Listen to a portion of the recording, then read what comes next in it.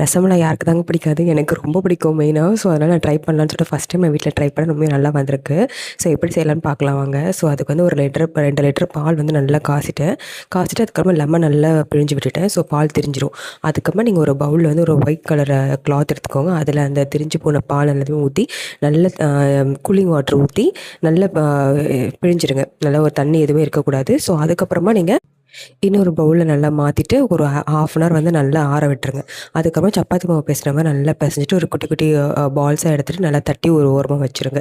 அதுக்கப்புறமா நீங்கள் வந்து சக்கரை பாகு ரெடி பண்ணிக்கோங்க. ஸோ அதுக்கு வந்து கொஞ்சம் தண்ணி ஊற்றிட்டு அப்புறமா சர்க்கரையும் போட்டு உங்களுக்கு ஸ்வீட்னஸ்க்கு ஏற்ற மாதிரி நீங்கள் போட்டுக்கோங்க. போட்டு நல்லா கொதிக்கட்டும். நல்லா கொதித்து வந்ததுக்கப்புறமா நீங்கள் அந்த ரசமலாய்க்கு தட்டி வச்சுருக்கீங்க பார்த்தீங்களா? ஸோ அதை எடுத்து அதில் நல்லா கொதிக்கும் போது நீங்கள் போட்டு ஒரு 10 மினிட்ஸ் நல்லா கொதிக்கட்டும். நல்ல ஹை ஃப்ளேம்லேயே நல்லா கொதிச்சதுக்கப்புறமா அதுக்கப்புறமா நீங்கள் அதை மூடி ஓரமாக வச்சுக்கோங்க. அதுக்கப்புறமா திரும்ப நீங்கள் வந்து காய்ச்சின பால் எடுத்துக்கோங்க. அதையும் நல்லா சூடு பண்ணிவிட்டு அதுக்கப்புறமா நீங்கள் நட்ஸு முந்திரி, பாதாம், பிஸ்தா இது எல்லாத்தையுமே நல்லா சாப் பண்ணி வச்சுக்கோங்க. ஆக்சுவலாக அந்த வீடியோ நல்லா எடுக்க முடியல.